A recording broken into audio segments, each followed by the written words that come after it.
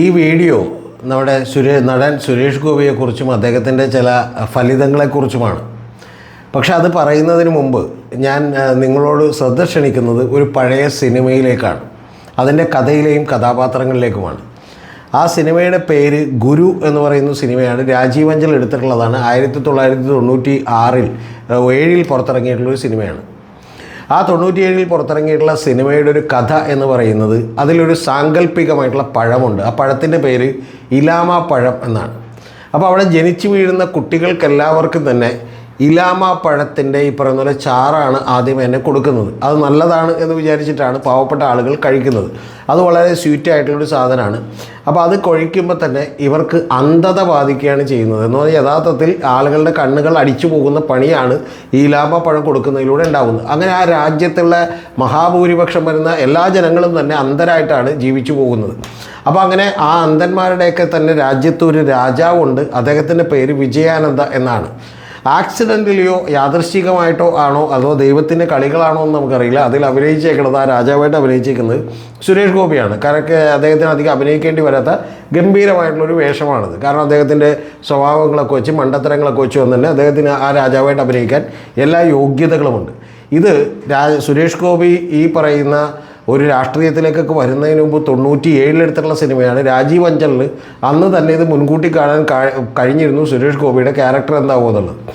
ഇനി ഈ ഇലാമ പഴമെന്ന് സൂചിപ്പിക്കുന്നത് വെറുമൊരു പഴമല്ല. അതിൽ രാജീവ് അഞ്ചൽ ഉദ്ദേശിക്കുന്ന കാര്യം ഇതൊരു റിലീജിയനായിട്ടുള്ള മതാന്ധതയാണ് സൂചിപ്പിക്കുന്നത്. എന്ന് പറഞ്ഞാൽ ഇത് കഴിക്കുമ്പോൾ പല മണ്ടത്തരങ്ങളും പല മണ്ടൻ വിശ്വാസങ്ങളും, റിലീജിയനായിട്ടുള്ള മതപരമായിട്ടുള്ള പല വിശ്വാസങ്ങളും, പല ഡോഗ്മയും അതുപോലെ പല കാര്യങ്ങളുമൊക്കെ തന്നെ ഇവരുടെ മനസ്സിലേക്ക് കയറുകയും അങ്ങനെ മാനസികമായി ഇവർ അന്ധരായി പോകുന്നതിനെക്കുറിച്ചുമാണ് അന്നത്തെ ആ സിനിമ പ്രതിപാദിച്ചത്. അത് ഗുരു എന്ന് പറഞ്ഞ സിനിമയാണ്. അതിമനോഹരമായി എടുത്തിട്ടുള്ള ചിത്രമാണ്, മനോഹരമായ പാട്ടുകളുള്ള സിനിമയാണ്. അതിലെ തീമൊക്കെ ആയിട്ട് നമുക്ക് ചില അഭിപ്രായ വ്യത്യാസമുണ്ടാക്കാം. പക്ഷേ അതിൻ്റെ മേക്കിംഗ് അതിഗംഭീരമാണ് എന്ന് പറയാതെ വയ്യ. അതിലെ നായക കഥാപാത്രം അഭിനയിച്ചിട്ടുള്ളത് മോഹൻലാലാണ്. മോഹൻലാൽ എന്ന് പറയുന്ന രഘുരാമൻ്റെ കഥാപാത്രം ആ അബദ്ധത്തിന് ഈ പഴത്തിൻ്റെ ചാറ്, അതിൻ്റെ സീഡുണ്ട്, സീഡ് ആരും തന്നെ കഴിക്കില്ല, കാരണം അത് കൊടിയ വിഷമാണെന്നാണ് പറഞ്ഞു പഠിപ്പിച്ചേക്കണേ. പക്ഷേ ആ സീഡ് അത് ഇത്തിരി ചവർപ്പൊക്കെ ഉള്ളതാണ്. പക്ഷെ അതെടുത്ത് അറിയാതെ ഈ പറയുന്ന മോഹൻലാൽ കഴിക്കുകയും അങ്ങനെ കഴിച്ച് കഴിയുമ്പോൾ യഥാർത്ഥത്തിൽ വീണ്ടും അദ്ദേഹത്തിന് കണ്ണിന് കാഴ്ച കിട്ടുകയും ചെയ്യുകയും അങ്ങനെ അദ്ദേഹം ഈ പറയുന്ന കാഴ്ച കിട്ടും എന്ന് ജനങ്ങളെ ബോധ്യപ്പെടുത്താനും ഒക്കെ നടത്തുന്ന ശ്രമമാണ് അതിനകത്തുള്ളത്. ഏതാണ്ട് ഇത്തരത്തിലുള്ളൊരു ഇലാമ പഴത്തിൻ്റെ ഒരു ഫാക്ടറിയോ അല്ലെങ്കിൽ മരമോ ഒക്കെ തന്നെ BJPക്കകത്തുണ്ടോ എന്ന് നമുക്ക് പല സംശയവും തോന്നും. കാരണം അങ്ങനെ സംശയം തോന്നുന്നതിൻ്റെ കാര്യമെന്ന് പറയുന്നത്, പി ശ്രീധരൻ എന്ന് പറയുന്ന ഒരാൾ, അദ്ദേഹം പ്രഗത്ഭനായിട്ടുള്ള ഒരു എൻജിനീയർ ആയിരുന്നു. ഇന്ത്യൻ റെയിൽവേയിലാണ് ജോലി ചെയ്തിട്ടുള്ളത്. അദ്ദേഹത്തിന് 2 തവണ കേന്ദ്ര ഗവൺമെൻറ് കൂടി സർവീസിൽ എക്സ്റ്റൻഷൻ കൊടുത്തിരുന്നതാണ്. സാധാരണ ഒരു സർവീസിലും അങ്ങനെ എക്സ്റ്റൻഷൻ കൊടുക്കില്ല, നിങ്ങൾക്കറിയാമല്ലോ. സർവീസിൻ്റെ ടൈം പീരീഡ് കഴിഞ്ഞാൽ പിരിച്ചുവിടും. ഇപ്പോൾ VK സിംഗിനെ പോലെയൊക്കെയുള്ള ചില ജനറൽമാർ, എൻ്റെ മിലിറ്ററിയുടെ തന്നെ വലിയ ഉദ്യോഗസ്ഥന്മാർ, അവരെൻ്റെ ബർത്ത് ഡേറ്റ് തെറ്റിപ്പോയതാണെന്ന് പറഞ്ഞിട്ട് ഗവൺമെൻറ് സമ്മതിച്ചില്ല. പകരം ആ ഡേറ്റിൽ തന്നെ പിരിച്ചുവിടുകയാണ് ചെയ്തിട്ടുള്ളത്. പക്ഷേ ഇതങ്ങനെയല്ല, 2 തവണ എക്സ്റ്റൻഷൻ പോലും കൊടുത്ത ഒരാളാണ്. പക്ഷെ അദ്ദേഹം BJPയിലേക്ക് ചേർന്നപ്പോൾ നമുക്ക് വലിയ കുഴപ്പങ്ങൾ തോന്നിയിരുന്നു. കാരണം എന്തോ പറ്റിയിട്ടുണ്ടെന്ന്. കാരണം അദ്ദേഹം മുഖ്യമന്ത്രിയാകാൻ തീരുമാനിക്കുന്നു. BJPക്ക് മുഖ്യമന്ത്രി പദം കിട്ടില്ല എന്ന് എല്ലാവർക്കും തന്നെ അറിയാം. പക്ഷേ അദ്ദേഹം മുഖ്യമന്ത്രിയാകാൻ തീരുമാനിക്കുന്നു. കൂടാതെ പാലക്കാട് അദ്ദേഹം MLAയുടെ ഓഫീസ് തുറക്കുന്നു, കാരണം ഇലക്ഷൻ്റെ റിസൾട്ട് വരുന്നതിന് മുമ്പ് തന്നെ. അപ്പോൾ ഇത്തരം ചില മണ്ടത്തരങ്ങളൊക്കെ അദ്ദേഹത്തെ ബാധിച്ചു തുടങ്ങിയിരുന്നു. നേരത്തെ പറഞ്ഞ പോലെ ഇലാമ പഴം കഴിച്ചതാണോ എന്നെനിക്കറിയില്ല. അപ്പോൾ അതിനുശേഷം നമുക്ക് പല ആളുകളും BJPയിലേക്ക് ചേർന്നിട്ടുണ്ട് എന്നുള്ളത് നമുക്കറിയാം. ഒന്ന് ഇപ്പോൾ ഈ ശ്രീധരൻ്റെ കാര്യത്തിലാണെങ്കിൽ, പിന്നീട് TP സെൻകുമാർ ചേരുന്നു. ആ TP സെൻകുമാർ ചേരുമ്പോൾ, സെൻകുമാർ എനിക്ക് വളരെ ബഹുമാനമുണ്ടായിരുന്ന ഒരു ഉദ്യോഗസ്ഥനാണ്. എൻ്റെ വീട്ടുകാരുമായി ബന്ധപ്പെട്ട് ചില പ്രശ്നങ്ങളിൽ അദ്ദേഹത്തെ വിളിക്കുകയും സംസാരിക്കുകയും അദ്ദേഹം പെട്ടെന്ന് തന്നെ ആക്ഷൻ എടുക്കുകയൊക്കെ ചെയ്തിട്ടുണ്ട്. അദ്ദേഹത്തിന് എറണാകുളത്ത് ചാർജ് ഉണ്ടായിരുന്നപ്പോൾ. അത് കഴിഞ്ഞ് അദ്ദേഹം DGP ആയിട്ട് പിരിയുന്നു. അപ്പോഴും നമുക്ക് അദ്ദേഹത്തോട് ബഹുമാനമുണ്ട്. പക്ഷേ അത് കഴിഞ്ഞപ്പോൾ നമ്മൾ കാണുന്നത്, അദ്ദേഹം പറയുന്നൊരു വാചകം എന്ന് പറയുന്നത്, കേരളത്തിലേക്ക് കോവിഡ് വരില്ല, കാരണം കോവിഡ് വരാത്തതിന് കാരണം കേരളത്തിൽ ചൂട് കൂടുതലാണ്, അതുകൊണ്ട് കൊറോണ വൈറസിന് ഇവിടെ നിൽക്കാൻ പറ്റില്ല എന്ന് പറയുന്ന ചില കാര്യങ്ങളൊക്കെ പറഞ്ഞു. അന്നേരവും എനിക്ക് സംശയവും ഉണ്ടായിരുന്നു. പിന്നെ അഖിലേന്ത്യാ തലത്തിലൊക്കെ പതിവായി സംഭവിക്കുന്നതാണ്. കാരണം നരേന്ദ്രമോദി അടക്കം ഇന്ത്യയിലേക്ക് നെറ്റ് വരാത്തപ്പോൾ അദ്ദേഹം വാജ്പേയിയുടെ ഒരു ചിത്രം എടുത്തുവെന്നും അത് വാജ്പേയിക്ക് ഇമെയിലിലൂടെ അയച്ചു കൊടുത്തുവെന്നും അത് കണ്ട് വാജ്പേയി ഞെട്ടി എന്നുമൊക്കെ പറഞ്ഞിട്ടുണ്ട്. പിന്നെ ഈ പറയുന്ന പോലെ വിമാനം ആദ്യമായി കണ്ടുപിടിച്ചത് ഇന്ത്യക്കാരാണെന്നും അതുപോലെ ഗോമൂത്രം എന്ന് പറയുന്നത് എല്ലാത്തിനുമുള്ള മരുന്നാണ് എന്നുമൊക്കെ പറയുന്നതൊക്കെ നമ്മൾ കേട്ടിട്ടുണ്ട്. അപ്പോൾ ഇത്തരത്തിലുള്ള ആളുകളുടെ നമ്പർ കേരളത്തിൽ കൂടി വരികയാണ്. ഇപ്പം നമുക്കറിയാം ഈ പറയുന്ന ശ്രീകല എന്ന് പറയുന്ന IPS BJPയിലേക്ക് ചേരുന്നുണ്ട്. അവർ പിന്നെ ചേരുന്നതിന് മുമ്പേ തന്നെ മണ്ടത്തരങ്ങളൊക്കെ പറഞ്ഞിട്ടുണ്ട്. കാരണം വനിതയിൽ അവർ എഴുതിയിട്ടുള്ള ഒരു വലിയ ഈ പറയുന്ന പോലെ അനുഭവക്കുറിപ്പിൽ അവർ യഥാർത്ഥത്തിൽ ഒരു സ്ത്രീ അവർ കുറ്റവാളിയാണെന്ന് അറിഞ്ഞിട്ട് ഇവർ രക്ഷപ്പെടുത്തിയതിനെക്കുറിച്ചൊരു കഥ എഴുതുകയും അത് ലാസ്റ്റ് വലിയ പുലിവാലം കേസുമായി വന്നപ്പോൾ ഞാൻ വെറുതെ ഭാവനയിലെടുത്ത് എഴുതിയാണെന്ന് പറഞ്ഞ് നൈസായിട്ട് സ്കൂട്ടാവുകയൊക്കെ ചെയ്തതൊക്കെ നമുക്കറിയാം. അപ്പോൾ ഇത്തരത്തിൽ പല ആളുകളുമൊക്കെ അതിലേക്ക് ചേരുന്നുണ്ട്. ഇപ്പോൾ ഏറ്റവും ഒടുവിൽ ജേക്കബ് തോമസും ഒക്കെ ചേരുന്നുണ്ട്. അപ്പോൾ ജേക്കബ് തോമസിൻ്റെ കയ്യിൽ നിന്ന് ഇനി എന്ത് വരും എന്ന് നമുക്കറിയില്ല. അദ്ദേഹം കേരളത്തിൽ ഒരുപക്ഷെ വളരെ പേര് കേട്ട സത്യസന്ധൻ എന്നൊക്കെ മാധ്യമങ്ങളും അതുപോലെ പത്രങ്ങളൊക്കെ ഉയർത്തിക്കാട്ടിയ ഒരു ഉദ്യോഗസ്ഥനാണ്. അങ്ങനെയല്ല എന്നുള്ള വാദവുമൊക്കെ ഉണ്ട്. ചില തെറ്റുകളൊക്കെ അദ്ദേഹവും ചെയ്തിട്ടുണ്ട് എന്നാണ് നമുക്ക് തോന്നുന്നത്. കാരണം ഈ പറയുന്ന ജോമോൻ പുത്തമ്പുരക്കലൊക്കെ തന്നെ ചില കേസുകളിൽ അനുമതി കൊടുക്കാതിരിക്കാൻ അദ്ദേഹം ശ്രമിച്ചിരുന്നു എന്ന് പറയുന്ന കാര്യമൊക്കെ ഉണ്ട്. അപ്പോൾ ഇങ്ങനെയൊക്കെ സംഭവിച്ചുകൊണ്ടിരിക്കുകയാണ്. ഇപ്പോൾ ഏറ്റവും ഒടുവിലാണ് ജേക്കബ് തോമസ് ഫുൾ ടൈം സ്കോളറായിട്ട് RSSലേക്ക് ജോയിൻ ചെയ്യാൻ പോകുന്നത്. എന്ത് സംഭവിക്കുമെന്ന് കാത്തിരുന്ന് കാണാം. ഇതിനെല്ലാം ഉപരി ഇപ്പോൾ നമ്മൾ സംസാരിക്കാൻ പോകുന്നത് സുരേഷ് ഗോപിയുടെ കാര്യമാണ്. ആ സുരേഷ് ഗോപിയുടെ കാര്യത്തിൽ സുരേഷ് ഗോപി കഴിഞ്ഞ ദിവസം വലിയ 2 കാര്യങ്ങൾ പറഞ്ഞിരിക്കുന്നു. അതിലൊന്ന് സുരേഷ് ഗോപി പറയുന്നത് വളരെ നാടകീയമായിട്ടാണല്ലോ അദ്ദേഹത്തിൻ്റെ അവതരണമൊക്കെ തന്നെ. അദ്ദേഹം സിനിമയിലാണ്. അദ്ദേഹം പറയുന്നത് ആലപ്പുഴ ജില്ലയെക്കുറിച്ചാണ് അദ്ദേഹത്തിൻ്റെ വലിയ വിഷമം മുഴുവൻ. അത് തന്നെ നിങ്ങൾ അറിയേണ്ടത് ആലപ്പുഴ ജില്ലയിൽ ഈ അഴകിയ രാവണൻ എന്ന് പറഞ്ഞ സിനിമയിൽ യഥാർത്ഥത്തിൽ ഒരു കഥാപാത്രമുണ്ട്. അദ്ദേഹത്തിൻ്റെ പേര് ശങ്കർദാസ് എന്നാണ്, ബോംബെക്കാരനായ ശങ്കർദാസ്. ഇദ്ദേഹം ഒരു പൊങ്ങച്ചക്കാരനാണ്, പണക്കാരനാണ്. അപ്പോൾ ഇദ്ദേഹം പറയുന്ന എല്ലാ മണ്ടത്തരങ്ങൾക്കും കാണിക്കാൻ വേണ്ടിയിട്ട് തൊട്ടടുത്ത് കൊച്ചി ഹനീഫയുടെ ഒരു കഥാപാത്രമുണ്ട്. അദ്ദേഹം ബാഗിൽ നിറച്ചും കാശായിട്ടാണ് നടക്കുന്നത്. കാരണം ഇയാൾ പറയുന്ന വിവരക്കേടുകളെല്ലാം ചെയ്തു കൊടുക്കാൻ വരുന്ന ആളുകൾക്കൊക്കെ 100 രൂപ വീതം കൊടുക്കാൻ പറയുന്നുണ്ട്. അപ്പോൾ 100 രൂപ വീതം കൊടുക്കുന്നുണ്ട്. അപ്പോൾ ഒരു ദിവസം ശ്രീനിവാസൻ വന്നിട്ട് ചോദിക്കുന്നുണ്ട്, ഈ 100 രൂപ മേടിക്കാൻ എല്ലാ ദിവസവും വരണോ അത് ഒരുമിച്ച് തരൂ എന്ന് ചോദിക്കുന്നുണ്ട്. ടിപ്പിക്കൽ മലയാളിയുടെ ഒരു ചോദ്യമാണത്. വരുന്ന എല്ലാ ദിവസവും ബുദ്ധിമുട്ടുണ്ടല്ലോ, ഒരുമിച്ച് തന്നാൽ പോരെ എന്ന് ചോദിക്കുന്ന ചോദ്യമുണ്ട്. അപ്പോൾ അതിൽ ശങ്കർദാസ് പറയുന്നൊരു വാചകമുണ്ട്. അതിലെ നായികയായിട്ടുള്ള ഭാനുപ്രിയോട് സഹായിക്കാതെ ഞാൻ വിടില്ല എന്നാണ്. നിങ്ങളൊന്ന് ആലോചിച്ച് നോക്കണം.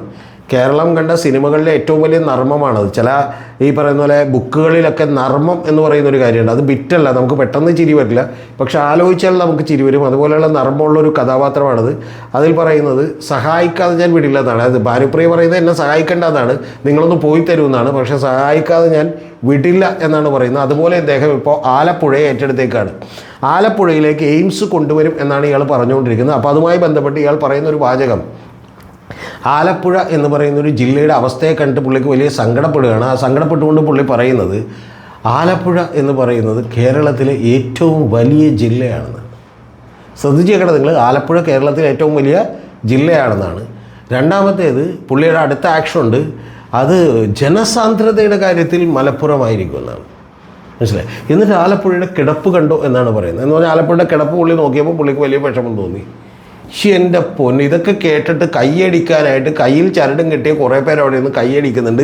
ചില ആളുകളൊക്കെ അവിടെ ഇരിക്കുന്നുണ്ട്. BJPയുടെ ഒരു നേതാവ് തന്നെ ഇപ്പുറത്തിരിക്കുന്നുണ്ട്. ഞാൻ അദ്ദേഹത്തെ നാണം കെടുത്തുണ്ടല്ലോ എന്ന് ചോദിച്ചാൽ അദ്ദേഹത്തിൻ്റെ പേര് പറയുന്നില്ല. ആലപ്പുഴയിൽ ഇത്തരത്തിൽ ആളുകൾ ഇരിക്കുമ്പോൾ ഇദ്ദേഹത്തിനും തിരുത്താൻ ആളില്ല എന്നുള്ള ഞാൻ ചോദിക്കുന്നത്. യഥാർത്ഥത്തിൽ സുരേഷ് ഗോപിയുടെ ഒപ്പം നടക്കുന്ന ഉദ്യോഗസ്ഥന്മാരെയൊക്കെ അവരൊക്കെ എങ്ങനെ വ്യാജ സർട്ടിഫിക്കറ്റ് വെച്ച് ജോലി കയറിയാണോ എന്ന് നമ്മൾ ആലോചിക്കണം. കാരണം അല്ലെങ്കിൽ ഏതെങ്കിലും ഒരു കേന്ദ്ര സഹമന്ത്രിയല്ലേ ഇത് വന്ന് തിരുത്തൂല്ലേ? എന്താണ് കാര്യമെന്ന് നിങ്ങൾക്കറിയോ? കേരളത്തിലെ ഏറ്റവും വലിയ ജില്ല ഏതാണെന്ന് നിങ്ങൾക്കറിയോ? അത് ഈ 2023 വരെ പാലക്കാടായിരുന്നു. 2023 കഴിഞ്ഞപ്പോൾ പാലക്കാട്, 2024 മുതൽ ഈ ഇടുക്കിയാണ്. ഇടുക്കി ആകാനുള്ള കാരണം കുട്ടമ്പുഴ, എറണാകുളം ജില്ലയിലെ കുട്ടമ്പുഴയുടെ ചില പ്രദേശങ്ങൾ ഇടുക്കി ജില്ലയിലെ എടമലക്കുടി പഞ്ചായത്തിനോടൊപ്പം ചേർത്തുകൊണ്ടാണ്. അങ്ങനെ ഏറ്റവും വലിയ ജില്ല ഇടുക്കിയാണ്. അതവിടെ നിൽക്കട്ടെ കേട്ടോ. അതും പോലുമല്ല, ഇതിന് ഏറ്റവും വലിയ ട്വിസ്റ്റ് ഉണ്ട്. ആ ട്വിസ്റ്റ് എന്താണെന്നറിയാമോ? കേരളത്തിലെ ഏറ്റവും ചെറിയ ജില്ലയാണ് ആലപ്പുഴ. കേട്ടത് വെറുതെ അല്ല, കേരളത്തിലെ ഏറ്റവും ചെറിയ ജില്ലയാണ് ആലപ്പുഴ. പക്ഷേ സുരേഷ് ഗോപി എന്ത് ചെയ്യുന്നു? ഈ പറയുന്ന അരൂര് മുതൽ എന്ത് ചെയ്യുന്നു, കരുനാഗപ്പള്ളി വരെ യാത്ര ചെയ്യുമ്പോൾ ഹൈവേയിലൂടെ കുറേ ദൂരെ യാത്ര ചെയ്യുന്നുണ്ടെന്ന് വിചാരിച്ച് ഈ പാവം വിചാരിച്ചിരിക്കുന്നത് ഏറ്റവും വലിയ ജില്ല ആലപ്പുഴയാണെന്നാണ്. ആരെങ്കിലും ഇയാളൊന്ന് തിരുത്തിക്കൊട്, അല്ലെങ്കിൽ ഞാൻ പറയുന്നത് ആ എലാമ പഴത്തിൻ്റെ കുരു പൊട്ടിച്ച് പുള്ളിക്കൂട്. ഇനി അടുത്തത് പുള്ളി പറഞ്ഞ അടുത്ത വാചകം ഉണ്ടേത്, അതിലൊരു ദുഷ്ടലാക്ക് കൂടി ഉണ്ടേത്. നിങ്ങൾ അറിയേണ്ടത് ഏറ്റവും കൂടുതൽ പോപ്പുലേഷൻ ഡെൻസിറ്റി ഉള്ള ജനസാന്ദ്രത കൂടിയ ജില്ല മലപ്പുറമാണെന്ന് പറയുന്നതിൽ ചെറിയൊരു ദുഷ്ടലാക്കുണ്ട്. അതെല്ലാം തന്നെ പുള്ളി ഈ വാട്സാപ്പ് യൂണിവേഴ്സിറ്റികളിൽ വന്ന പ്രബന്ധങ്ങൾ വായിച്ചിട്ട് കിട്ടുന്ന മണ്ടൻ അറിവുകളാണ്.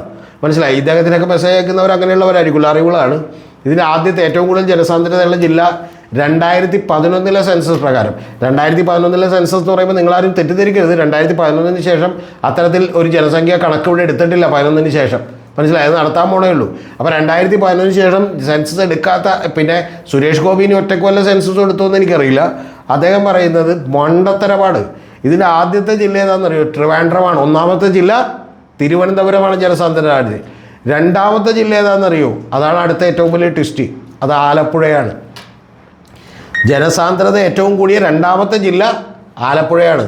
മൂന്നാമത്തെ ജില്ല കോഴിക്കോടാണ്. നാലാമത്തെ ജില്ലയാണ് മലപ്പുറം വരുന്നത്. എൻ്റെ പ്രിയപ്പെട്ട സുരേഷ് ഗോപി, താങ്കൾ ഇതൊക്കെ ഒന്ന് എന്ത് ചെയ്യണം? ഈ 6 അടി പൊക്കവും കാണാൻ സുന്ദരമായ മുഖവും സൈസും ഒക്കെ ഉള്ളത് പോലെ തന്നെ താങ്കൾക്ക് ഈ പറഞ്ഞ പോലെ കുറച്ചുകൂടി ഈ പറഞ്ഞ പോലെ കാര്യങ്ങളെക്കുറിച്ച് അറിയാൻ തൊട്ടടുത്തുള്ള ആരോടെങ്കിലുമൊക്കെ ചോദിച്ച് മനസ്സിലാക്കിയിട്ട് മാത്രം ഡയലോഗ് ഇറക്കൂ. ഇല്ലെങ്കിൽ എന്തൊക്കെ മണ്ടത്തരങ്ങളാണ് ഈ പറഞ്ഞുകൊണ്ടിരിക്കുന്നത്. ഇതാണ് ഞാനിപ്പോൾ നിങ്ങളോട് പറഞ്ഞത്. ഇത്തരത്തിലുള്ള ഇലാമാപ്പഴം BJPയുടെ ഈ പറഞ്ഞ പോലെ ഓഫീസിൽ എവിടെയെങ്കിലും ഉണ്ടോ എന്നൊന്നും ചെന്ന് നോക്കുകയും കാണുകയും ചെയ്യേണ്ട ആവശ്യമുണ്ട്. പക്ഷേ ഉണ്ടെങ്കിൽ തന്നെ അത് കേരളത്തിലെ ഓഫീസിൽ മാത്രമായിരിക്കില്ല, അഖിലേന്ത്യാ തലത്തിൽ പോലും ഉണ്ടാകും. അതുകൊണ്ട് ഈ പറയുന്ന സുരേഷ് ഗോപിയുടെ ഈ മണ്ടത്തരങ്ങളൊക്കെ എന്ന് നിർത്തുമെന്ന് നമുക്കറിയില്ല. ഇത് അവസാനത്തേതാവില്ല. ഇനിയും വീഡിയോ എടുക്കാൻ പ്ലീസ് സുരേഷ് ഗോപി എന്നെ നിർബന്ധിക്കരുത്. ദൈവത്തോട് ഞാൻ തീർച്ചയായിട്ടും പ്രാർത്ഥിക്കുന്നുണ്ട് ഇദ്ദേഹത്തിന് എന്ത് ചെയ്യണം, ഈ പറയുന്ന പോലെ ഇലാമാപ്പഴം BJPയുടെ ഓഫീസിൽ നിന്ന് എടുത്തു മാറ്റണമെന്നും ഏറ്റവും കുറഞ്ഞ പക്ഷം ജേക്കബ് തോമസിനെങ്കിലും രക്ഷിക്കണമെന്നും സുരേഷ് ഗോപിയെ രക്ഷിക്കണമെന്നും സുരേഷ് ഗോപിക്ക് ബുദ്ധിമുട്ടണമെന്നൊന്നും ഞാൻ പ്രാർത്ഥിക്കുന്നില്ല. കാരണം അദ്ദേഹം ഇപ്പോഴും ഈ പറയുന്ന പോലെ നേരത്തെ പറഞ്ഞ വിജയാനന്ദ രാജാവിൻ്റെ അതേ ലെവലിലാണ്. 1997 ഇറങ്ങിയ ഗുരു സിനിമയിൽ ഇദ്ദേഹം രാജാവായിട്ട് അഭിനയിച്ചു. ആ രാജാവിൽ നിന്ന്, ആ അന്ധതയിൽ നിന്ന് പാവം സുരേഷ് ഗോപി ഇപ്പോഴും ഇറങ്ങിയിട്ടില്ല. അത് മാറ്റണമെന്ന് ഞാൻ ദൈവത്തോടും പ്രാർത്ഥിക്കില്ല. കാരണം നടക്കാത്ത കാര്യങ്ങൾ പറഞ്ഞ് ദൈവത്തെ ബുദ്ധിമുട്ടിക്കാൻ എനിക്ക് താല്പര്യമില്ലാത്തതുകൊണ്ടാണ് ഇദ്ദേഹത്തെ രാഷ്ട്രീയത്തിൽ നിന്ന് ഒഴിവാക്കി ഇദ്ദേഹം വല്ല സിനിമയിലും പോയി സുഖമായി അഭിനയിച്ച് നല്ല പണമുണ്ടാക്കി ആ കുട്ടികളും ഈ പറഞ്ഞ പോലെ ഇദ്ദേഹവും ഒക്കെ സുഖമായി ജീവിക്കട്ടെ എന്ന് മാത്രമാണ് ഞാൻ ദൈവത്തോട് പ്രാർത്ഥിക്കുന്നത്.